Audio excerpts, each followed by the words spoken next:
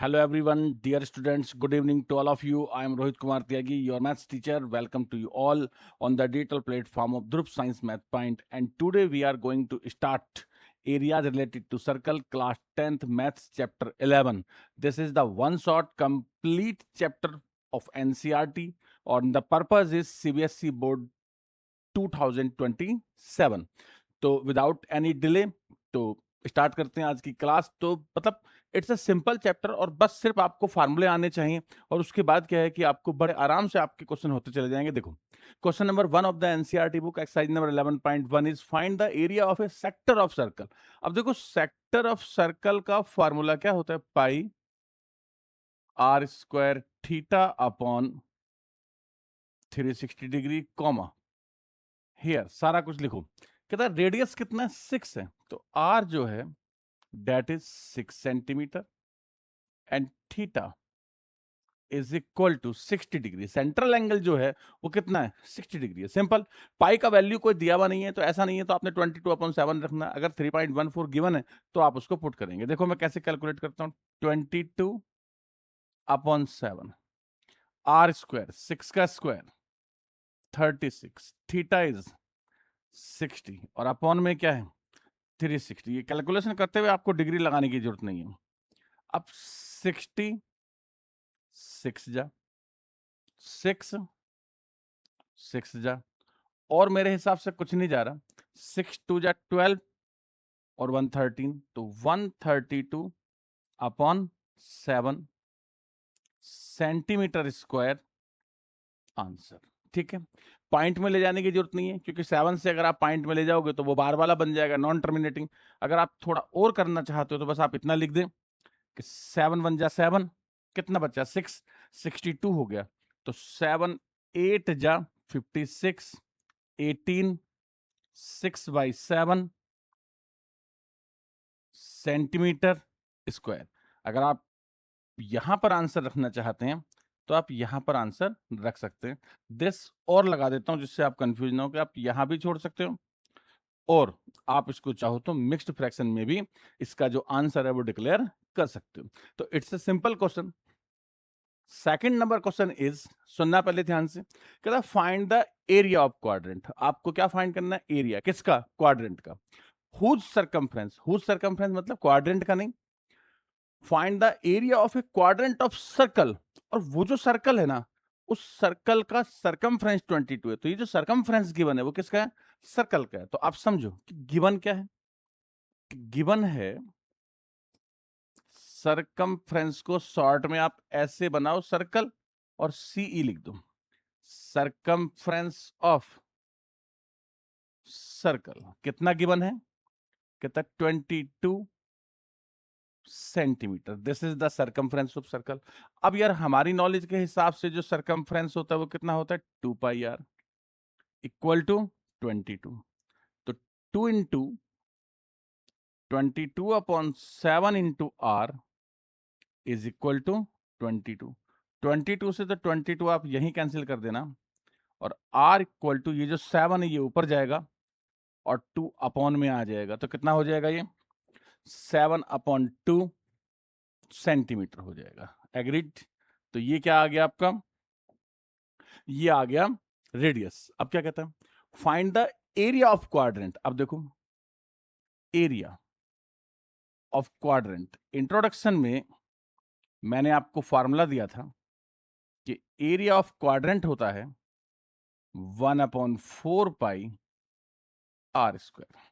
तो 1/4 pi is 22/7 R square.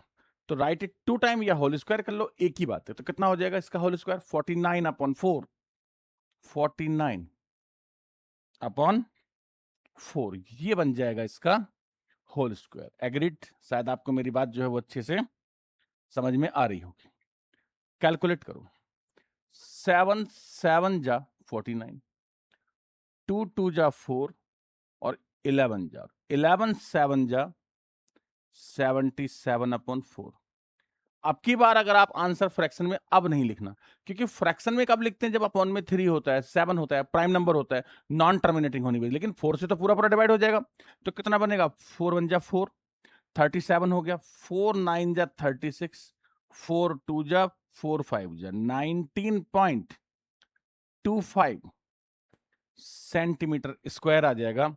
और ये आपका आ गया एरिया ऑफ क्वाड्रेंट। इजी। अब ये वाला जो पोर्शन है, दिस इज द, ये आएगा इसके बाद, यानी पहले आप ये कैलकुलेट करेंगे और इसको कैलकुलेट करने के बाद आप एरिया ऑफ क्वाड्रेंट को कैलकुलेट करेंगे। नेक्स्ट देखो, कहता है the length of minute hand. अब आपने वो जो पेंडुलम वाला वॉच होता है वो देखा है, वॉल क्लॉक, और कहता मिनट हैंड का जो लेंथ है वो 14 centimetre. Find the area swept by the minute hand in 5 minute. आपको थोड़ा समझना पड़ेगा। देखो क्या होता है कि 60 मिनट में एक राउंड कंप्लीट होता है, याद रखना। 60 मिनट में क्या होता है, एक राउंड कंप्लीट होता है। सबसे पहले आपको इसमें क्या चाहिए, सेंट्रल एंगल चाहिए। जो क्लॉक की लेंथ है वो तो रेडियस का काम करेगी। तो आप लिखो गिवन कि भाई क्या क्या मुझे दे रखा है। तो रेडियस तो मुझे दिया हुआ है कितना, 14 सेंटीमीटर, लेकिन मुझे चाहिए सेंट्रल एंगल थीटा। तो मैंने बोला कि एक रिवोल्यूशन होता है 360 डिग्री का, और मिनट हैंड जो होती है वो 1 आवर में यानी 60 मिनट में 1 रेवोल्यूशन कंप्लीट करती है। तो 360 अपॉन 60, अब जितने भी मिनट आए, जैसे सपोज करो कि ये क्वेश्चन एग्जाम में आ जाता है, तो पता क्या होता है, जैसे सेट 1 सेट 2 सेट 3, तो किसी में 5 minute 10 minute 15 minute mechanism same होता है। तो आप क्या करेंगे, 360 अपॉन 60 मल्टीप्लाई 5। अगर आपके क्वेश्चन में 10 मिनट आ जाए तो 360 अपॉन 60 मल्टीप्लाई 10। तो 60 से ये 6 टाइम कैंसिल हुआ, और 6 5 जा क्या हो गया, 30 डिग्री, राइट। अब आपको क्वेश्चन करने में कोई प्रॉब्लम नहीं आएगा। कैसे, देखो क्या चाहता है ये आगे, कहता find the area swept by the minute hand. तो सेंट्रल एंगल तो आ गया, तो क्या बनेगा, देखो जैसे ये पेंडुलम है और ये ऐसे ऐसे मूव कर रहा है यूं, तो ये बनेगा, इसे क्या बोलेंगे, सेक्टर। तो इसने क्या पूछा है आपसे, एरिया ऑफ सेक्टर। तो आप सीधा लिख दो, या तो यहां से लिख दो area swept by the minute hand. आप लिख दो area swept by minute hand in the given required time. इतना लिखने की जरूरत नहीं है। Pi are square theta upon 360 degree, correct. अब वैल्यू पुट करो, पाई कितना है, 22 अपॉन 7। आर बोलो, आर कितना है, 14 इंटू 14, थीटा इज 30, अपॉन में क्या आ गया, 360। मैंने बोला कैलकुलेशन करते हुए आपको नहीं लगाना। 3 से कितना, 12, 7 2 जा 14, 2 6 जा 12, 2 7 जा 14, 2 3 जा 6। बस याद रखना इसमें कुछ है ही नहीं सिवाय कैलकुलेशन के। अगर कैलकुलेशन आपको अच्छे से आता है ना, तो बस आपका क्वेश्चन भी होता चला जाएगा, राइट। देखो ये पूरे का पूरा इसका कैलकुलेशन यहां रख देता हूं मैं, इजी। और ये बना दिस इक्वल टू दिस। अब क्या बचा ऊपर, 22 इंटू 7 का मल्टीप्लाई करो, 154 अपॉन 3। अपॉन में कौन है, प्राइम नंबर है। क्या करेंगे, फ्रैक्शन में, 3 5 जा 15, 3 1 जा 3, 51 1/3 centimetre square is the answer. तो इजीली जो आपका क्वेश्चन है वो सॉल्व हो जाता है, ठीक है। नेक्स्ट क्वेश्चन पे चलते हैं। 4 देखो, मतलब आप देखो कि area of major segment, minor sector, major sector, basic में तो 100% ही आएगा, 100% आएगा। आप पिछले 3 सालों के पेपर देख लो, यानी बेसिक वाले बच्चे को सिर्फ कैलकुलेशन करना आना चाहिए, उसका क्वेश्चन होगा ही होगा। क्या कहते हैं, कहता है एक chord of circle of radius 10, radius 10 है, right angle at the centre, theta जो है वो 90 डिग्री है। सबसे पहले आप यही लिखें कि भाई गिवन क्या क्या है, कि गिवन में रेडियस जो है वो 10 सेंटीमीटर है और central angle theta is 90 degree. First part में वो आपसे क्या पूछ रहे हैं, कहता है एरिया ऑफ माइनर सेगमेंट, तो माइनर सेगमेंट तो 90 डिग्री वाला ही होगा, तो आप लिख दो एरिया ऑफ माइनर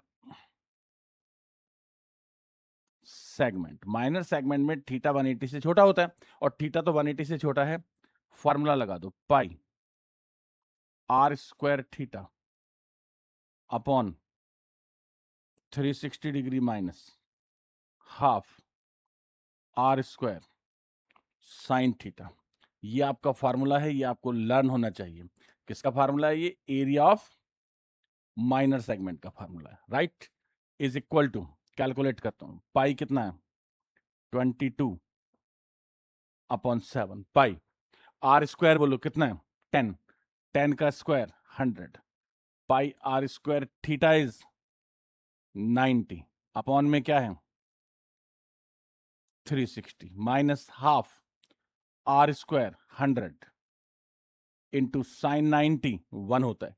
चाहो तो यहां पर मेंशन कर लो, क्या साइन थीटा का क्या बना साइन 90 डिग्री, और साइन 90 क्या होता है 1 होता है। इजीली कैलकुलेट करो, कोई प्रॉब्लम नहीं है। देखो 94 जा करेक्ट, 2 11 जा, 2 2 जा, 2 से 50 जा, 2 से 50 जा, करेक्ट। कौन बचा देखो 11 इंटू 50 अपॉन 7 क्या बचा 11 into 50 upon 7, 11 into 50 upon 7 minus कितना 50।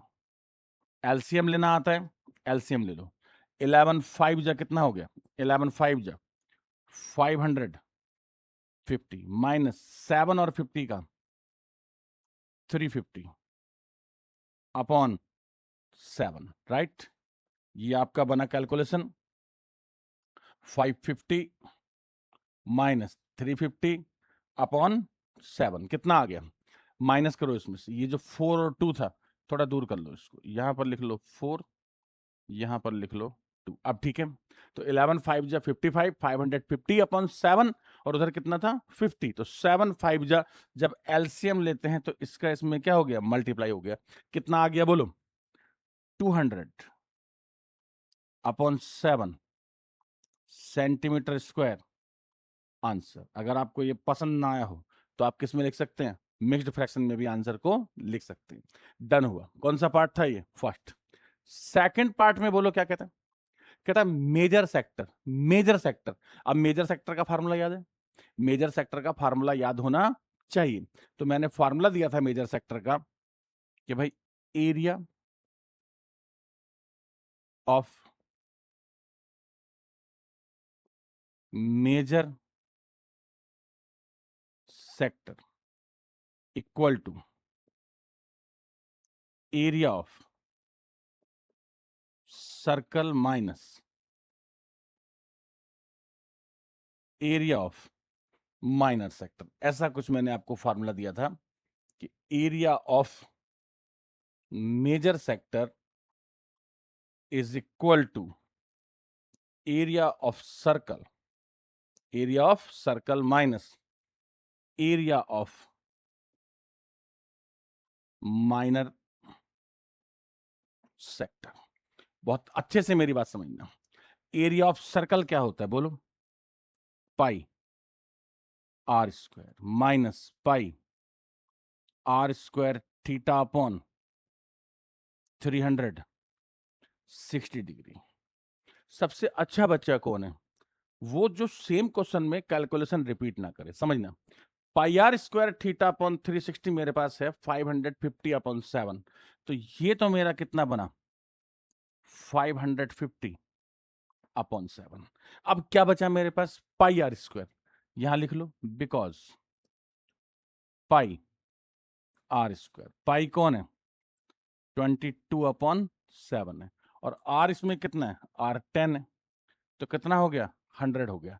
तो कितना हो जाएगा बोलो 220, पाई कितना हो गया 22 अपॉन 7 हो गया। आर इसमें कितना है 10 है, आर जो है वो 10 है, 10 का स्क्वायर कितना है 100, तो क्या आ गया 2200 अपॉन 7, माइनस करो, कितना आएगा बोलो? 2200 है, तो इसमें से पहले मैंने माइनस किया तो ये आ जाएगा 22 में से 5 गया 17, 1650 upon 7, 1650 upon 7 centimetre square answer. बोलो एग्रीड और नॉट? क्या आपको मेरी बात समझ में आई कि एरिया ऑफ मेजर सेक्टर क्या होता है? एरिया ऑफ सर्कल में से किसको माइनस कर दो? माइनर सेक्टर को। और माइनर सेक्टर का फार्मूला क्या होता है?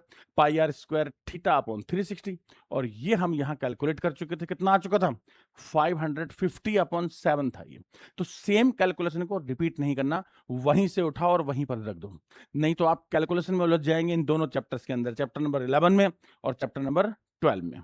ठीक है, अब देखो फिर से कैलकुलेशन है, मैं वही बोल रहा था कि बेसिक में तो सिंपल है, 4 ही चीजें आपको करनी है।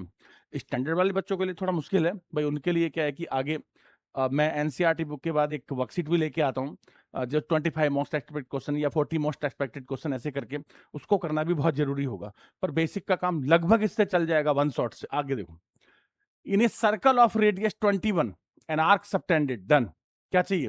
Find the length of the arc. सबसे पहले क्या लिखोगे? क्या क्या है मेरे पास में? देखो गिवन, गिवन में क्या है? रेडियस है 21 सेंटीमीटर, सेंट्रल एंगल है थीटा इक्वल टू 60 डिग्री। ये दो चीज जो है वो हमारे पास अवेलेबल है। अब ये जैसे बोलता जाए वैसे मैं करता जाता हूं। फर्स्ट पार्ट पे आ जाओ, क्या पूछा इसने फर्स्ट पार्ट में? कहते हैं मेरे को चाहिए the length of the arc. आप शॉर्ट में भी लिख सकते हैं आर्क लेंथ, बस इतना भी बहुत है। आर्क लेंथ क्या होता है? एल। फॉर्मूला बोलो, 2 pi r theta upon 360 degree. This is the formula of arc length. अब आप कैलकुलेट कर लो। पाई का वैल्यू कुछ दिया है क्वेश्चन में? नहीं, तो क्या हो गया? 22 अपॉन 7। वैसे भी ये 7 का भाई है, 7 3 जा 21, तो क्या बना बेटा? देखो 2 पाई का 22 ऊपर 7 नीचे, आर कितना है? 21। What is theta? इज 60। क्या लिखने से रह गया? यहां पर लिखो आप 360। डन। कैलकुलेट करो, 60 6 जा 7 3 जा, और देखो 2 और 3 का मल्टीप्लाई 6 होता है। 2 और 3 का मल्टीप्लाई क्या होता है? 6 होता है। और 6 से 6 क्या हो गया? कैंसिल हो गया। क्या बचा? क्या बचा? सब कैंसिल है, सिर्फ 22 बचा। 22 सेंटीमीटर आंसर। ये लेंथ है, एरिया नहीं है। गलती से भी सेंटीमीटर स्क्वायर मत लिख देना, यूनिट नहीं छोड़नी है। 1/4 मार्क्स पर यूनिट आपका डिडक्ट हो जाएगा। अगर आपने 4 जगह छोड़ दिया तो 1 मार्क्स आपका डिडक्ट हो जाएगा। सेकंड पार्ट पे आ जाओ, क्या है बोलो? सेकंड पार्ट में क्या चाहिए उसको? Area of sector. अब उसने बताया नहीं कौन सा सेक्टर, माइनर सेक्टर या मेजर सेक्टर। जब वो नहीं बताता है तो हम सेंट्रल एंगल के अकॉर्डिंग ही चलते हैं। सेंट्रल एंगल कितना है? 60 डिग्री। और 180 से छोटा होता है तो माइनर ही होता है। तो फार्मूला लगा दो सीधा 60 के अकॉर्डिंग कि एरिया ऑफ सेक्टर, और एरिया ऑफ सेक्टर होता है pi are square theta upon 360 degree. फार्मूले में आपको 360 लिखना है, कैलकुलेशन करते हुए लिखने की जरूरत नहीं होती है 360 को, फिर फाइनल आंसर ये लिखना होता है। डन। वैल्यू पुट करो, बोलो पाई का कितना हो गया? यहां देखो 22 अपॉन 7। मैं कैसे लिख रहा हूं ध्यान देना। R square, what is R? R कितना था? 21 था। तो या तो आपको होल स्क्वायर याद हो, नहीं तो राइट इट 2 टाइम, 2 बार लिख दो, कोई दिक्कत नहीं है। 21 इंटू 21, थीटा कितना है? 60, और इंटू अपॉन में कितना आएगा? 360। कैलकुलेट करो, 60 6 जा 7 3 जा 3 2 जा 2 11 जा। तो बहुत कुछ जा हो गया इसमें। ठीक है, और ये हमारा सारा कैलकुलेशन हो गया। अब इसमें से बचा कौन ये बताओ? 11 और 21 मल्टीप्लाई कर लो। 11 1 जा 11, 11 2 जा 22, 231 सेंटीमीटर स्क्वायर। करेक्ट, यही आएगा। नेक्स्ट चलो, क्या चाहिए बोलो आपको? और क्या चाहिए, पढ़ो। Area of the segment, area of segment का फार्मूला भी थोड़ा बड़ा होता है, तो अपने को नेक्स्ट पेज पर ही जाना पड़ेगा। तो लिख दो area of segment,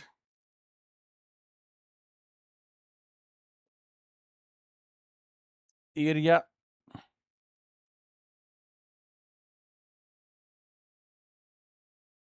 area of segment का फार्मूला बोलो क्या होता है, pi are square theta upon 360 degree minus half are square sine theta, right. ये हमारे पास में फॉर्मूला होता है किसका, एरिया ऑफ सेगमेंट का, ठीक है। तो उसको ऊपर ले जाऊं, कलर ये ठीक लगेगा आपको, ये मेरे को नहीं, ग्रीन नहीं, ये ठीक लग रहा है, डार्क दिखेगा थोड़ा, ठीक है। तो ये हो गया फार्मूला किसका, एरिया ऑफ सेगमेंट का। करो कैलकुलेशन, लास्ट पेज पे देखो कितना था, आर था 21। अच्छा मैंने एक बात और कही थी कि जो कैलकुलेशन आपने एक बार कर लिया उसको बार बार नहीं करना, तो ये जो कैलकुलेशन है वो कितना है, 231 है। तो 231, आपको मेरी बात समझ में आ रही मैं क्या बोल रहा हूं, कि कैलकुलेशन में आप कितने एक्सपर्ट हैं।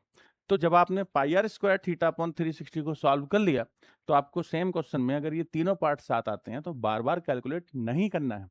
माइनस हाफ आर स्क्वायर 21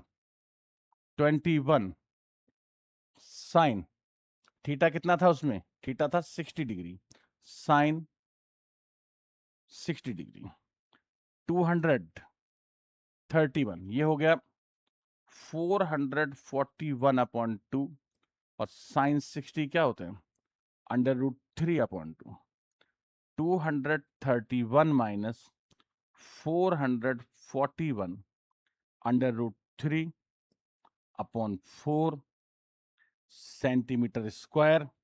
और यही आपके क्वेश्चन का फाइनल आंसर है। आपको बहुत ज्यादा इसको डिटेल देने की जरूरत नहीं है, कब तक, जब तक कि आपको वैल्यूज गिवन ना हो, और वैल्यूज तो गिवन है ही नहीं, तो जब वैल्यूज गिवन नहीं है तो इट्स ओके। नेक्स्ट क्वेश्चन पे आओ, यहां पर आप √3 और पाई का वैल्यू पुट करेंगे। ये तगड़ा क्वेश्चन है, 5 मार्क्स का क्वेश्चन है, समझना, ठीक है, बहुत शानदार है। कहता है एक chord of circle of radius 15 है, एंगल कितना है, थीटा है, क्या चाहिए, areas of minor and major segments, minor segment और मेजर सेगमेंट। तो मेजर सेगमेंट कैसे आता है, कि मुझे एरिया ऑफ सर्कल में से माइनस करना होता है एरिया ऑफ माइनर सेगमेंट को, डन। तो सबसे पहला काम मैं क्या करता हूं, देखो मैं लिखता हूं area of circle, area of circle, और एरिया ऑफ सर्कल क्या होता है, pi are square pi into radius कितना है 15, 15 स्क्वायर क्या बना 225 पाई सेंटीमीटर स्क्वायर। पाई का वैल्यू हर जगह रखने की जरूरत नहीं होती है, जब आप आंसर लिखेंगे ना तभी आपको पाई के वैल्यूज रखने होते हैं। आप देखो ध्यान से कि मैं कैसे कैलकुलेशन को कर रहा हूं। फिर इसने क्या बोला मेरे को, find the area of minor segment. तो आप लिखो area of minor segment, formula लिखो pi are square theta upon 360 degree minus half are square sine theta, agreed. शुरू करें, पाई को एक बार पाई रहने दो, पाई की वैल्यू लास्ट में पुट करेंगे, कितना है पाई इंटू 225 15 का 225 इंटू थीटा कितना है 60, थीटा है 60 upon 360 minus half into 225 into √3/2, √3/2 कहां से आ गया, साइन 60 का वैल्यू है, यस। अब कैलकुलेट करो, तो जब आप कैलकुलेट करोगे तो ये हो जाएगा 66 जा, 37 जा, 35 जा, 32 जा, राइट? कितना आया ऊपर? 75 pi, 75 pi upon 2, 75 pi upon 2 minus 225 under root 3 upon 4, इसको रखें आप ब्रैकेट में और यहां पर लिखें सेंटीमीटर स्क्वायर। अब आप फाइनली आपने कैलकुलेशन कर लिया, अब आपको वैल्यू डालनी पड़ेगी। तो 75 इंटू पाई कितना है? 3.14 अपॉन 225 अंडर रूट 3 का वैल्यू 1.73 अपॉन 4, राइट? थोड़ा सा मुश्किल हो गया प्रोग्राम, पर करना तो पड़ेगा। देखो कैसे, ये इससे कैंसिल हो गया 1.57, तो 1.57 को 157 लिख लो एक बार, 75 से मल्टीप्लाई करो। देखो 5 7 जा 35, 5 5 जा 25 और 3 28, 5 1 जा 5 और 2 7, 7 7 जा 49, 7 5 जा 35 और 4 39, और ये बन गया ये 5 9 और 8 17, 9 7 16 और 1 17, पॉइंट लगा दो। कितना आ गया? 117.75 माइनस, अब आपको इसको कैलकुलेट करना पड़ेगा। क्या है ये? 173 को 225 से मल्टीप्लाई करो, 5 3 जा 15 और 5 7 जा 35 और 1 36, 8 65, 2 3 जा 6 3 4 6 4 3, क्या आ गया? 5 6 और 6 12, 6 और 4 10 और 8 18 और 1 19, 3 और 4 7 और 1 8, और इसमें आप पॉइंट लगा दो यहां। तो ये आपका बना 389.25। ध्यान देना, 389.25 को डिवाइड करो किससे? 4 से। करो बेटा, 4 9 जा 36, 2 बचा, 4 7 जा 28, 1 बचा, 4 3 जा 12, फिर 4 1 जा 4, 4 1 जा 4, 2 जा, और ये आ गया 97.3125, राइट? 117 है ऊपर, कितना है इसके? 117.75, 117.75। 10 में से 5 माइनस किया 5, 9 से 2 माइनस किया 7, 4 से 1 माइनस किया 3, 7 से 3 माइनस किया 4, 7 माइनस 7 0, 2 डिजिट चाहो तो छोड़ देना, और 7 है एक इधर बड़ा 20.44, 20.44 सेंटीमीटर स्क्वायर आंसर। तो it will take the time, ये तो आपका क्वेश्चन टाइम लेगा ही, इसको कोई रोक ही नहीं सकता, राइट? अब आपका क्या बचा? अब आपका बचा एरिया ऑफ मेजर सेगमेंट। तो एरिया ऑफ मेजर सेगमेंट अगर मेरे को चाहिए, ठीक है, सेकंड पार्ट हो गया, फर्स्ट पार्ट हो गया, अब इसका मेजर सेगमेंट का एरिया और निकाल देता हूं। अब देखो एरिया ऑफ मेजर सेगमेंट क्या होता है? Area of circle. तो एरिया ऑफ सर्कल कितना है? 225 pi. Area of minor segment, minor segment कितना है? 20.44। तो ये बना 225, या इसको ना यहां पर अगर थोड़ा सा कैलकुलेट कर ले तो और बेटर हो जाएगा। यहां आप लिखो 225, और ये जो 75 था इसको थोड़ा नीचे कर देता हूं, मल्टीप्लाई 3.14, मल्टीप्लाई कर लो 3.14 का किससे? 225 से, तो ये आ जाएगा 3.14 और 225, 5 4 जा 20, 1 5, 8 2 6, 8 2 6 ऐड करो 0 7 और 8 15 5 और 1 6 और 2 8 और 8 16 1 और 6 7 2 9 और 1 10 और 6 और 1 7 और 2 706.50 ये कैलकुलेट होकर कितना आ जाएगा 706.50 और 20.44 माइनस करो 0.06 यहां पर आ गया 6 70 से 2 गया तो कितना आ गया 68 सेंटीमीटर स्क्वायर। अगर यार कैलकुलेशन में कोई मिस्टेक नहीं हुआ होगा तो ये सही है, बाकी कैलकुलेशन आप चेक कर लेना क्योंकि कैलकुलेशन के ही मार्क्स हैं। राइट, नेक्स्ट चलते हैं। 8 नंबर, उसका भाई, दूसरा भाई वैसा ही गंदे वाला, कहता एक कॉर्ड ऑफ ए सर्कल, क्या कहता find the area of the corresponding segment. पूछा एक ही है तो कॉरस्पॉन्डिंग सेगमेंट मतलब 120 के जो कॉरस्पॉन्डिंग होगा वो आपने सॉल्व करना है। तो आप लिख दो area of segment of circle, क्या फार्मूला होता है pi are square theta upon 360 degree minus half are square sine theta. ये होता है हमारे पास area of segment of circle का फॉर्मूला। तो area of segment of circle done. Value put कर दो, पाई कितना है 3.14, रेडियस कितनी है 12, 12 का स्क्वायर या 12 इंटू 12 दो बार लिखो, इंटू थीटा 120 अपॉन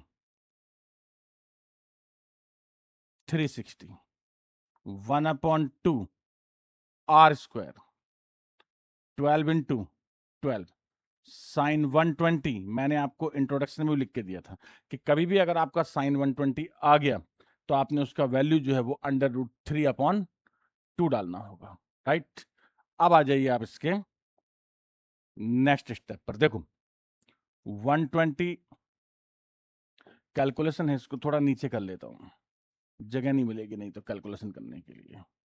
राइट, पहले कैलकुलेट कर लेते हैं इसको। 123 जा 3 4 जा 2 2 जा 4 3 जा, ये आपका एक बार बन गया। ठीक है, इसको हम यहां रख लेते हैं, ये बन जाएगा। नेक्स्ट स्टेप पे आओ, क्या बचा आपका?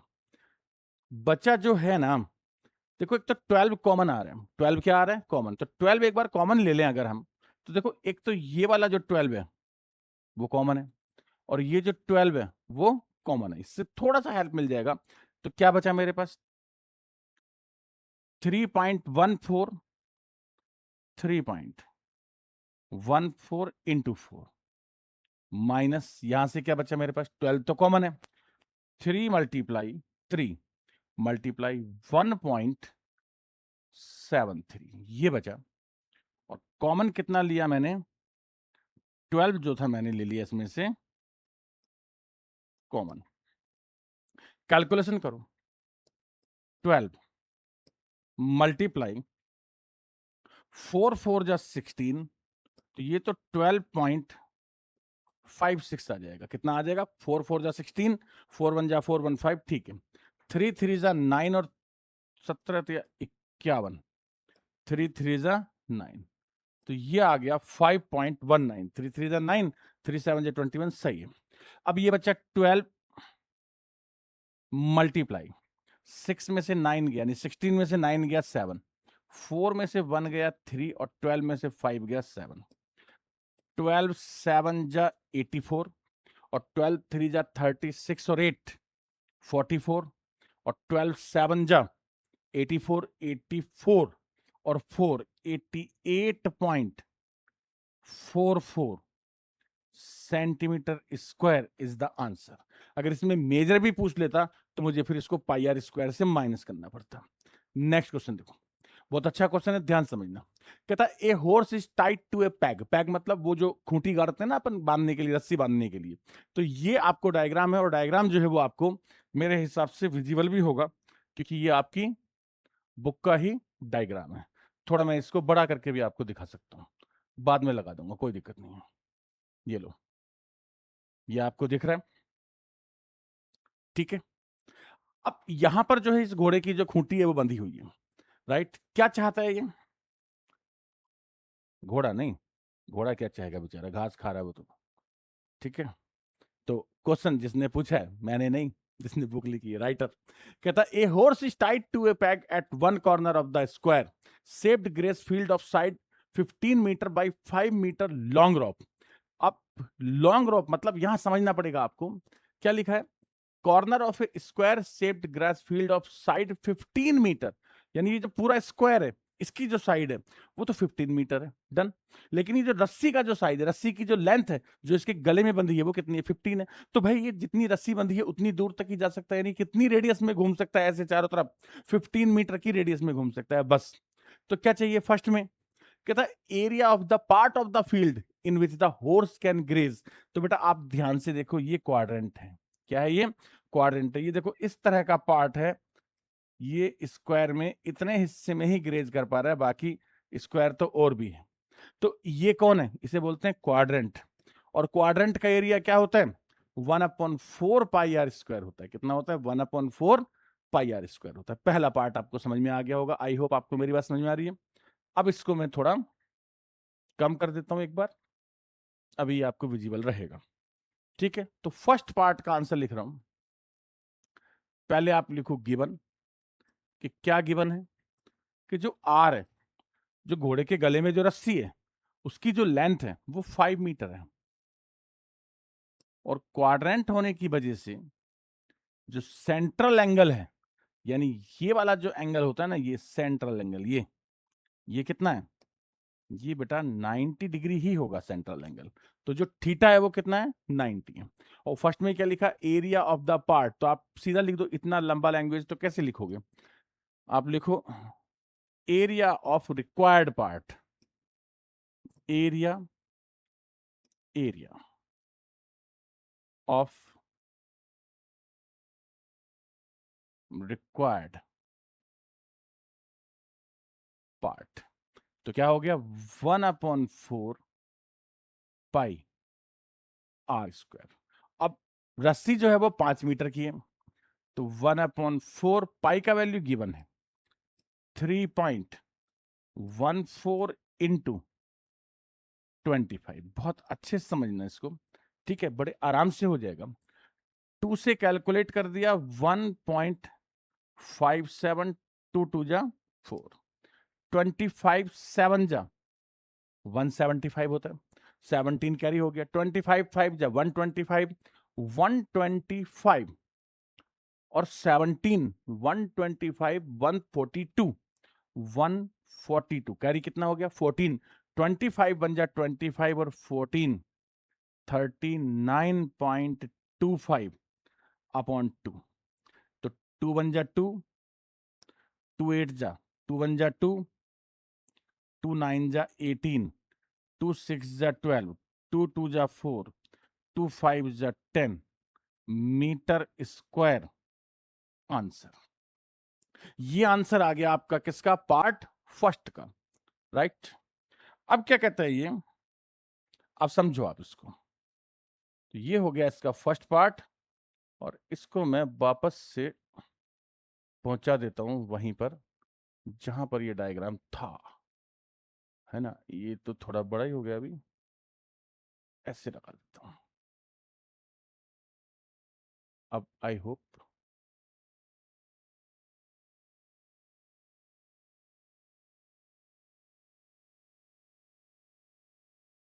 ठीक है। हाँ, अब सेकंड पार्ट में क्या पूछ रहे हैं बोलो, कहता the increase in the grazing area if the rope were 10 metre long instead of 5, कि अगर इसकी रस्सी को 5 की जगह 10 कर दें तो कितना और एरिया इंक्रीज हो जाएगा, मतलब कितना और एरिया ये इंक्रीज हो जाएगा। तो एक काम करता हूं, ये है हमारा पार्ट फर्स्ट, पार्ट फर्स्ट को उठाकर यहां ले जाऊं, यहां ले जाता हूं, परफेक्ट है, डन। अब सेकंड पार्ट स्टार्ट करता हूं। तो सेकंड पार्ट में क्या पूछा आपसे? इंक्रीज्ड एरिया,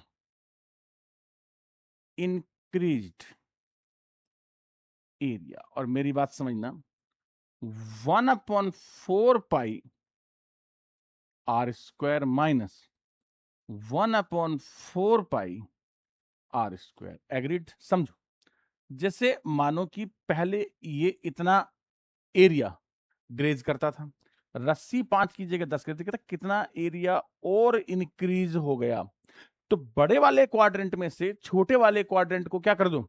माइनस कर दो। समझ गए? और एक मस्त बात क्या, कि जो कैलकुलेशन कर ली वो रिपीट नहीं करनी।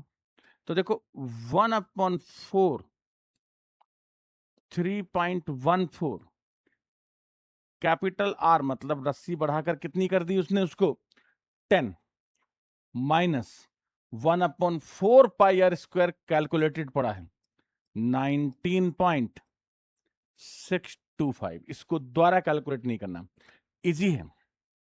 देखो कैसे, पहले 100 से मल्टीप्लाई करो, 314/4, 157/2, 2 से डिवाइड करो, कितना बना? 2 7 जा 14, 2 8 जा 16, 2 8 जा 16, 110 हो गया, है ना? 10 हो गया ना? 2 7 जा 14, 2 8 जा 16, 2 5 जा, तो ये आ गया 78.5 आ जाएगा बेटा फाइनली कैलकुलेट होने के बाद। अब आप समझो इसको, 78.5 माइनस 19.625, मिस्टेक मत करना, 78.5 19 पॉइंट कितना है? 625 है, जीरो लगा दो। 10 से 5 माइनस किया 5, 9 से 2 माइनस किया 7, 14 से 6 माइनस करो 8, और यहां पर क्या बनेगा? 7, 17 से 9 माइनस किया 8, और 6 से 1 माइनस किया 5, 58.875, 58.875 मीटर स्क्वायर, और ये आपके क्वेश्चन का आंसर आ जाएगा। तो आई होप आपको जो मेरी बात है वो अच्छे से समझ में आ गई होगी, और ये क्वेश्चन भी शायद आपको अच्छे से विजिबल हो गया होगा। राइट, अब देखो, अब ठीक है, ये बन गया आपका सेकंड पार्ट और फर्स्ट पार्ट। डन। नेक्स्ट चलते हैं। नेक्स्ट है ब्रूच। ये जो ब्रूच है ना, इंट्रोडक्शन में मैंने केस स्टडी में भी इसको इंक्लूड किया था। कहता है a brooch is made with silver wire, made with silver wire, है ना? ये जो ब्रूच है ना, इसने मेरे को लगता है कि कुछ, हाँ, दिखाई नहीं दे रहा था, अब दे जाएगा, ये लो, ठीक है। तो a brooch with is made with silver wire in the form of a circle with diameter 35, यानी ये जो डायमीटर्स हैं ये 35 है, लेकिन ये है कितने? 5 डायमीटर्स हैं। तो 5 डायमीटर का मतलब देखो, अगर आप समझना, एक डायमीटर सर्कल को 2 पार्ट्स में डिस्ट्रीब्यूट करते हैं, 2 डायमीटर्स 4 पार्ट में डिस्ट्रीब्यूट करते हैं, ये कितने? 5 हैं, तो 10 पार्ट्स में डिस्ट्रीब्यूट कर देंगे। कितने पार्ट्स में? 10 पार्ट्स में। तो आप क्या लिखोगे? गिवन थीटा, तो 360, एक पूरा रेवोल्यूशन होता है, पूरा सर्कल होता है, 10 पार्ट्स में डिस्ट्रीब्यूट किया, तो सेंट्रल एंगल जो है ना वो आपका 36 डिग्री बन जाएगा। एक चीज, डायमीटर 35 है, डी 35 mm है, रेडियस कितना हो जाएगा? 35/2 mm हो जाएगा। रेडियस जो होता है वो डायमीटर का क्या होता है? आधा होता है। तो ये हो जाएगा आपका 35/2 mm हो जाएगा। डन। क्या पूछा आपसे? Total length of the silver wire. तो फर्स्ट पार्ट में देखो, total length, total length of, आपसे पूछा total length of silver wire. बताओ वायर कहां कहां लगा हुआ है? तो 5 तो डायमीटर है और वायर लगा है सरकमफ्रेंस में। देख लो, the wire is also used in making 5 diameters and silver wire in the form of a circle with diameter. यानी ब्रूच बनाना है तो वायर कहां कहां लगी? एक तो सरकमफ्रेंस पर लगी है वायर, देखो ब्लैक ब्लैक सी, और ये लगा है। तो कितना हो गया? सरकमफ्रेंस क्या होता है? सरकमफ्रेंस होता है 2 pi are and 5 diameter.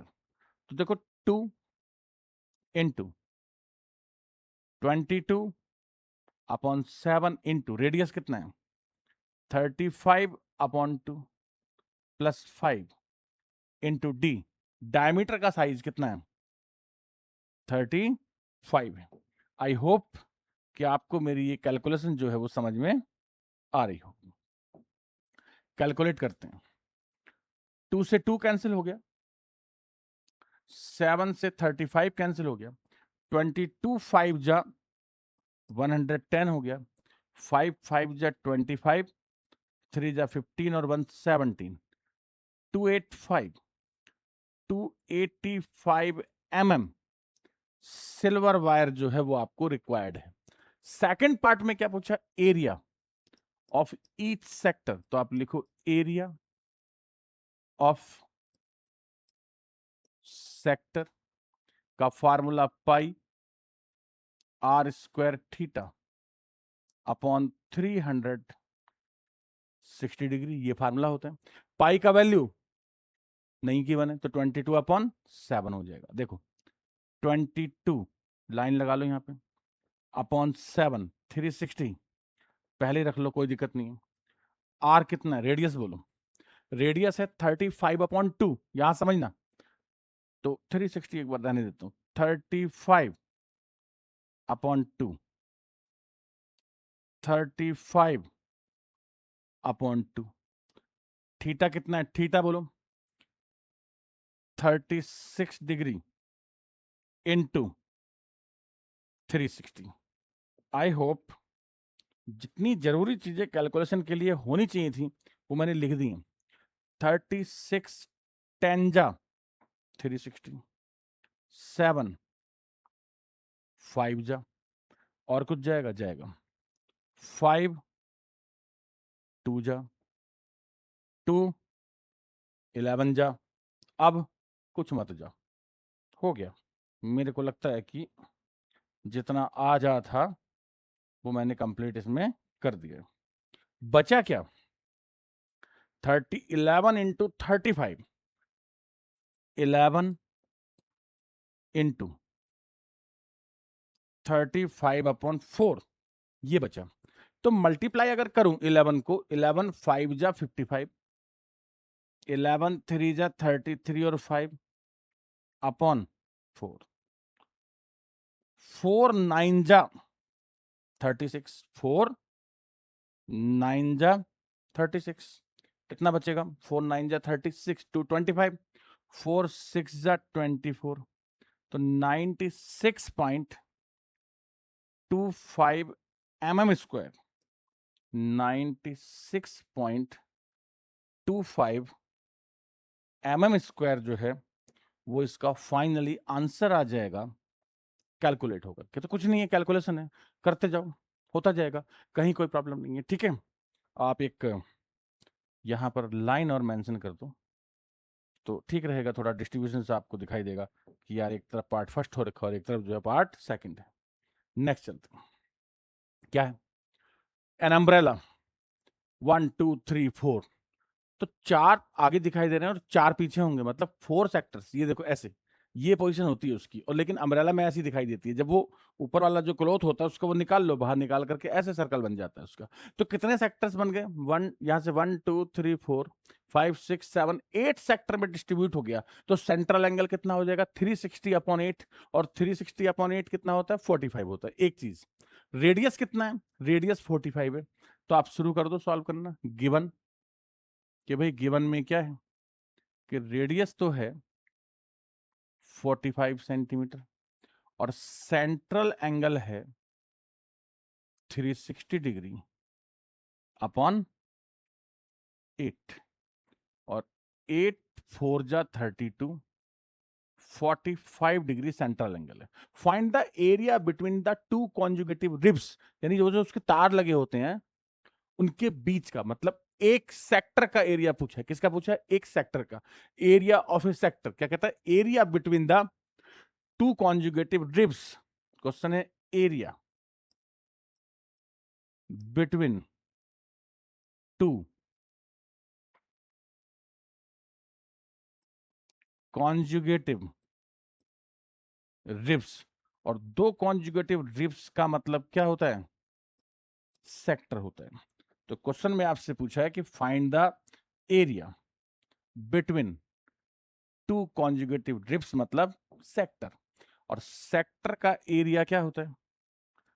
Pi are square theta upon 360 degree. Correct. Pi कितना है? पाई पहले एक लाइन लगा लो। पाई है 22 अपॉन 7। आर कितना है?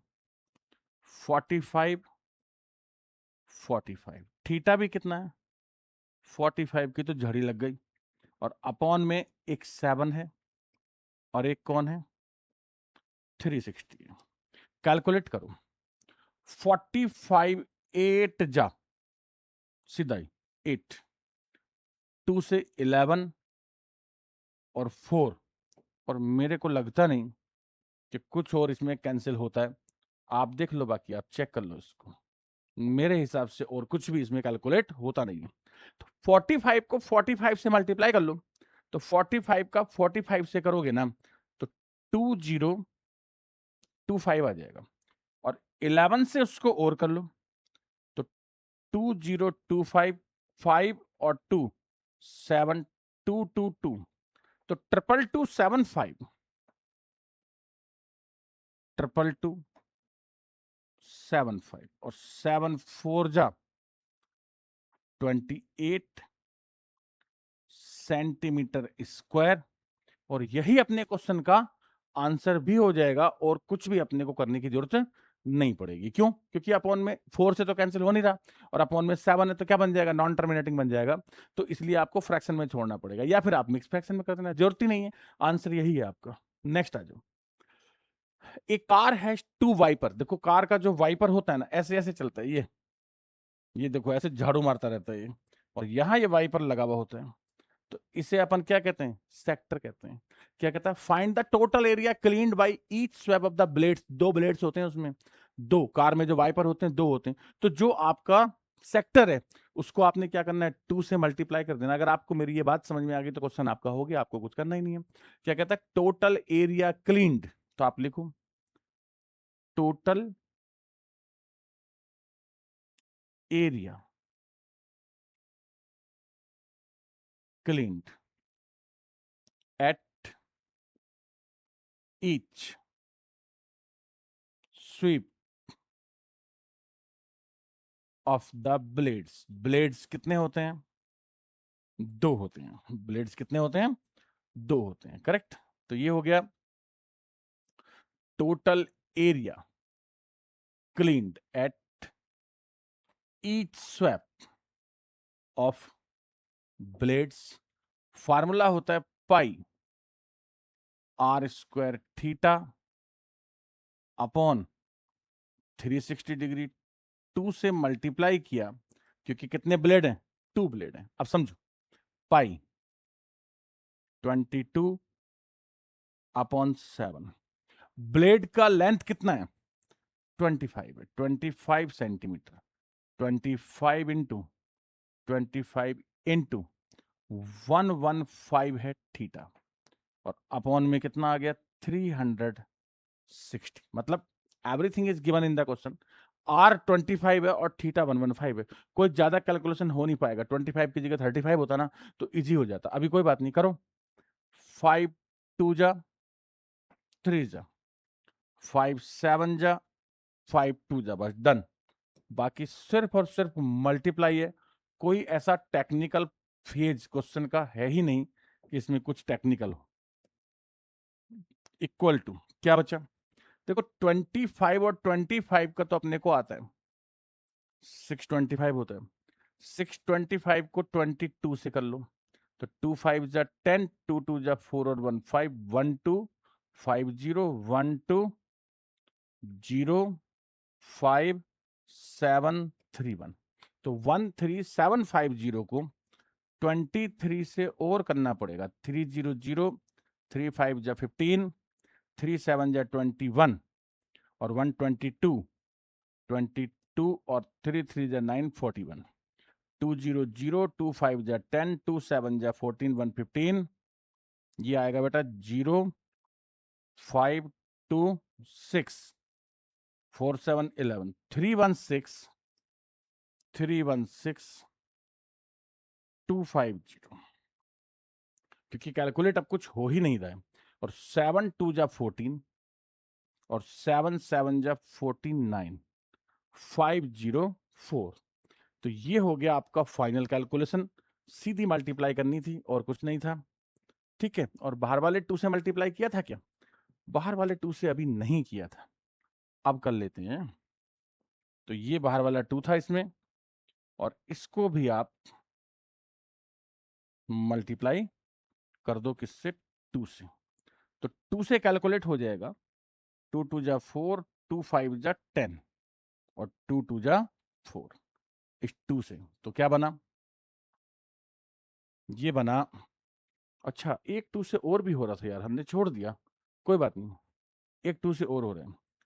2 1 जा 2, 2 2 जा 4, 2 6 जा 12, 2 1 जा 2, 2 5 जा 10, 2 8 जा 16, 2 1 जा 2, ये सही है।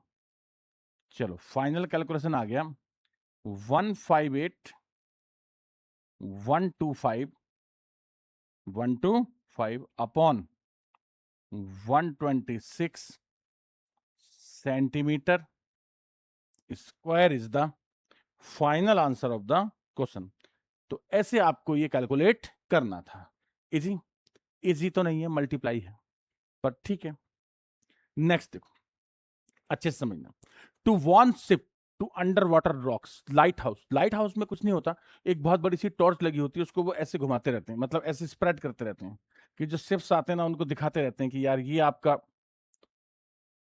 आपका आने वाला है, क्या बोलते हैं उस प्लेटफॉर्म को, ठीक है ना, लाइट हाउस कलर्ड, ठीक है, वार्न करने के लिए होता है। अब इसमें देखो, find the area of the sea over which the ships are warn, कि जैसे सपोज करो कि ये शिप है और यहां से हमने ये टॉर्च दिखाना शुरू किया ऐसे, तो बोले यार ये एरिया आने वाला है, तो इस एरिया को, ये क्या है, व्हाट इज दिस, ये सेक्टर बना रहे हैं हम लोग। क्या बना रहे हैं? सेक्टर।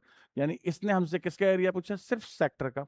अब कंडीशंस इसने दे रखी हैं कि क्या क्या गिवन है। देखो आप, गिवन है वो जो टॉर्च है वो इतनी पावरफुल है कि रेड कलर की लाइट कहां तक? 16.5 किलोमीटर तक दिखा देती है। आर इक्वल टू 16.5 किलोमीटर, और एंगल कितना लिया उसने? 80 डिग्री। थीटा जो है वो 80 डिग्री। और एक बात याद रखना, क्वेश्चन में पाई का जो वैल्यू है गिवन है वो कितना है? 3.14 है। चलो कैलकुलेशन करो, क्या बोला इसने? फाइंड द एरिया, तो सीधा लिख दो रिक्वायर्ड एरिया, बोले तो सेक्टर, कि हमें क्या फाइंड करना है? सेक्टर। फार्मूला क्या होता है सेक्टर का? Pi are square theta upon 360 degree. Correct. Pi कितना है? 3.14 है। रेडियस कितना है? 16.5 है। थीटा है 80 डिग्री, 80 अपॉन 360, राइट। कैलकुलेशन करो आराम से, कोई जल्दी नहीं है। 40 का टेबल तो आता ही है, 40 का, 42 जा 80, 49 जा, राइट। देखो 3 5 जा 15, 3 5 जा 15, और एक और 3 बन जा 3, 3 5 जा 15, 3 5 जा 15, ये बन गया। अब ये बचा कितना? इसमें क्या 5.5 और 5.5 का तो मल्टीप्लाई हो जाएगा, 55 का 55 से कर लो, कितना हो जाएगा 3030.25 हो जाएगा इन दोनों का तो। और क्या 2 का इससे कर लो 6.28 हो जाएगा, और 30.25 को कितना 30.25 को 6.28 से भी मल्टीप्लाई कर लो तो 189.97। अब ये किस में था, किलोमीटर में था, किलोमीटर स्क्वायर, ये आपका आंसर आ जाएगा। तो कैलकुलेशन थी, बाकी सिंपल फॉर्मूला था। नेक्स्ट क्वेश्चन देखो, कहता ए राउंड टेबल आपको दिख रही है, has 6 equal design as shown in the figure, find the radius of the cover. नहीं, if the radius of the cover is 28, find the cost of making the design. मेरी बात समझना, जैसे ये राउंड टेबल है, तो एक पार्ट जो है ये क्या है, इसे सेगमेंट कहते हैं, और इसमें ऐसे ऐसे कितने सेगमेंट हैं, 1 2 3 4 5 6 सेगमेंट हैं, तो इसका मतलब 6 से मल्टीप्लाई कर दूं, करेक्ट। आप मेरी बात समझना, मैं क्या बोलना चाह रहा हूं। पहली बात आप लिखो एरिया ऑफ, किसका area, design, area of design, और ये जो डिजाइन है 6 multiply area of each segment. अब प्रॉब्लम क्या है, प्रॉब्लम है थीटा। थीटा कैसे आएगा, आराम से आएगा, कितने पार्ट्स में डिस्ट्रीब्यूट है, कितने सेगमेंट है, ये 6 सेगमेंट है, तो थीटा हो जाएगा 360 डिग्री अपॉन 6, और थीटा कितना बना 60 डिग्री, और रेडियस जो है, radius, if the radius is 28, तो radius is given in the question. Formula क्या होता है, pi are square theta upon 360 degree minus half are square sine theta, ये बनेगा। कैलकुलेट करो, पाई का जो वैल्यू है वो गिवन नहीं है इसमें, कोई बात नहीं, 22 अपॉन 7, आर कितना था, आर 28 इंटू 60, और यहां पर क्या आएगा 360 हाफ 28 इंटू साइन 60 क्या हो गया √3 अपॉन 2।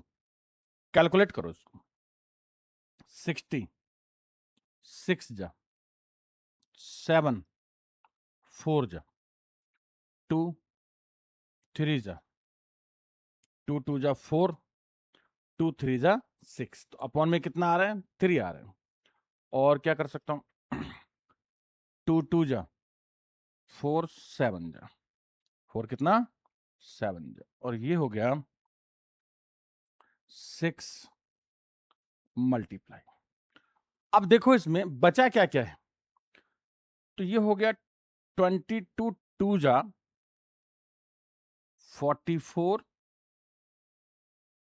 इंटू 28 अपॉन 3, भाई 22 2 जा 44 यानी 66 जा, ठीक है। इधर से क्या बचा, इधर से बचा 28 इंटू 7 इंटू 1.7, √3 की वैल्यू कितनी है 1.7, और अपॉन में क्या बचा, कुछ भी नहीं बचा, मतलब 1, और बाहर कितना है 6, बाहर है 6, तो ये बचा, राइट। अब आप इसको कैलकुलेट करो, तो कैलकुलेट करोगे तो 28 को क्या करो आप कॉमन ले लो, अगर आप 28 कॉमन लेते हैं ना तो देखो क्या क्या हो जाएगा, 6 इंटू 28 इंटू 44 अपॉन 3 माइनस 28 आपने कॉमन लिया, 7 7 जा 49, 119 11.9 ये आपका बच जाएगा।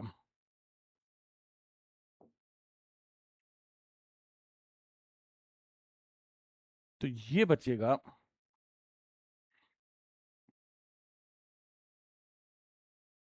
राइट।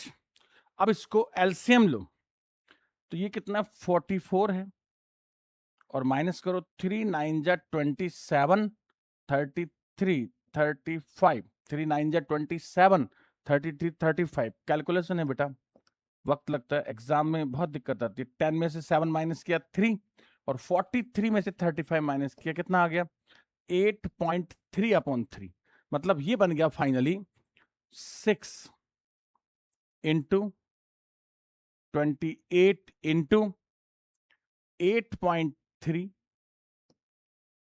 अपॉन 3 और 3 2 जा 6, ये इसका नेक्स्ट स्टेप आ गया, ये आ गया इसका नेक्स्ट स्टेप।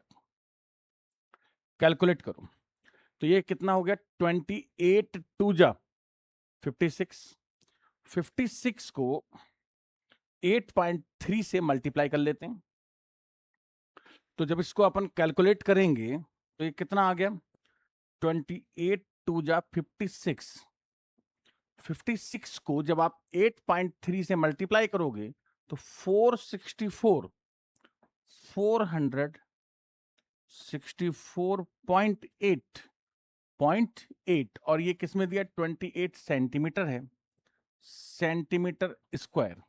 तो ये आपके टेबल कवर के डिजाइन का एरिया है। अब कहता है cost of making the design, अब डिजाइन का जो रेट है वो कितना 0.35 है।